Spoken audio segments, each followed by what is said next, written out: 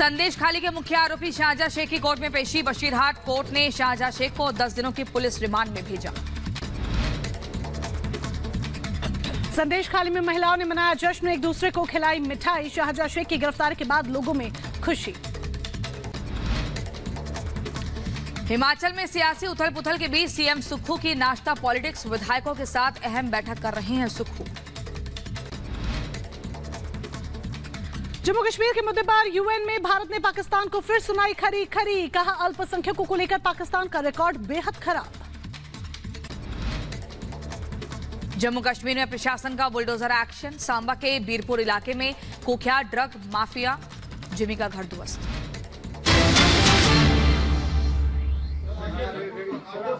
The fourth pillar of the democracy is ready for the judgment. Yes, sir.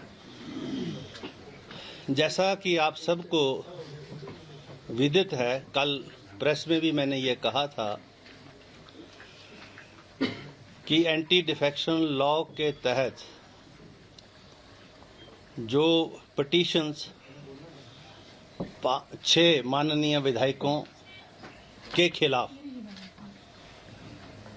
हमारे जो complainant हैं श्री हर्षवर्धन चौहान जी, जो parliamentary affair minister भी हैं, के माध्यम से हमारे सेक्रेटेरिएट को मिली और मुझे नॉट एज ए अध्यक्ष but as a chairman of the tribunal, क्योंकि सुप्रीम कोर्ट का जजमेंट है कि when speaker acts under the 10th schedule, then he doesn't enjoy the powers and privileges of speaker, but his position is as a tribunal. This is a tribunal, and here I am in the shape of a tribunal judge or whatever you want to say, and here is the registrar, my secretary. So this pronouncement is in reference to those observations made by the Honorable Supreme Court and the various High Courts in the various judgments. ये जो 6 माननीय हमारे हैं जिन्होंने चुनाव तो Congress party से लड़ा और जो एंटी डिफेक्शन लॉ के जो प्रोविजंस है, जो इस पिटीशन जो मेरे पास दायर हुई उसके प्रोविजन उन्होंने अपने खिलाफ अट्रैक्ट किए और उसी के ही संदर्भ में ये पिटीशन यहाँ पर जो है पार्लियामेंट्री अफेयर मिनिस्टर के माध्यम से हुई। और मेरा जो ऑर्डर है ये बहुत एलैबोरेट है, एग्जॉस्टिव है और लगभग इसके 30 पेज हैं, जिसमें मैंने जो कल माननीय जो हमारे learned advocates from the supreme court, from the high court for petitioner and respondent appear हुए, उनको मैंने पूरी हियरिंग दी, एग्जॉस्टिव हियरिंग। लॉयर्स जो थे वो बार बार पेशाब करने जा रहे थे, मैं बैठा रहा और मैंने कहा I will be hearing you if you want to continue with your arguments up to 8 o'clock, 9 o'clock, 10 o'clock, 11 o'clock, 12 o'clock. She concluded the arguments at 6 o'clock. It started at 4 o'clock, and one advocate took 1 hour and 10 minutes, the other took nearly 1 hour. Exhaustively they were heard. The record was perused. There was, because Mr. Jain was time and again referring to we should be given more time. There is no need to give more time. Reason being, it is a matter of record. The petition discloses that the 6 members, when the party has issued a whip to them, they defied the whip. And whether it attracts the provisions of the anti-defection law or not, this point I have to see. And it is a matter of record.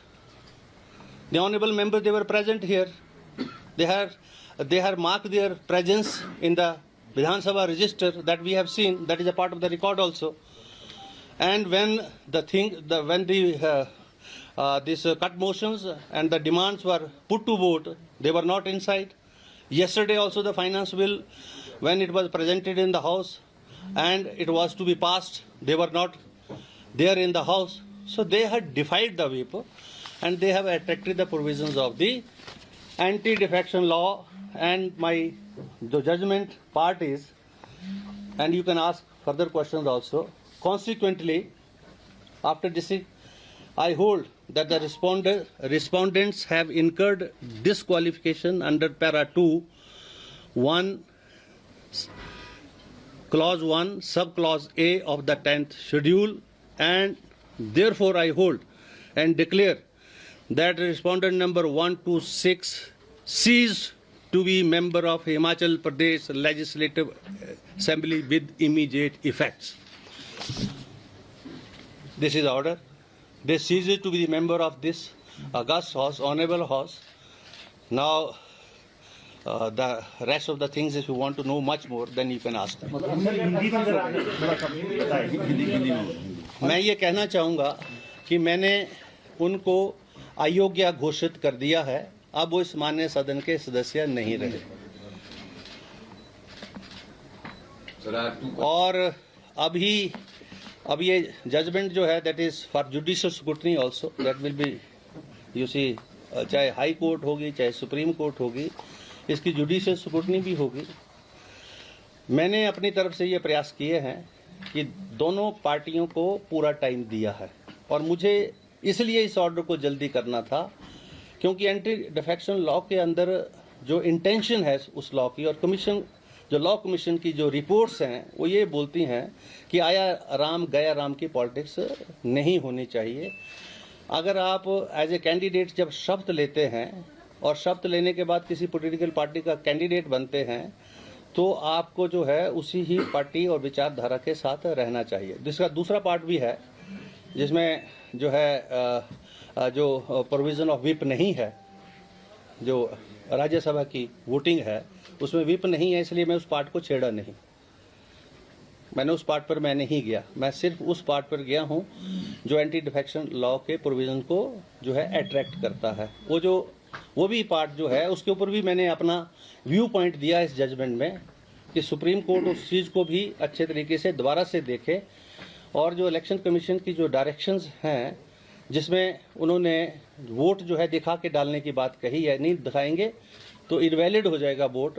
लेकिन voter तो ठीक है कि voter जो है स्वतंत्र होना चाहिए वोट देने के लिए, और उस पर किसी प्रकार का दबाव नहीं होना चाहिए। लेकिन वो जो वोटर है, जो लोकतंत्र प्रजातंत्र की जो मूलभूत नींव है, जहां चुनाव होता है, पार्लियामेंट्री डेमोक्रेसीज और के माध्यम से पार्लियामेंट बनती है, असेंबलीज बनती हैं, वो जो एथिक्स है उसको भी तो जो है उस एथिक्स के अनुरूप भी तो काम करे। वो रिप्रेजेंटेटिव है 80,000 लोगों का,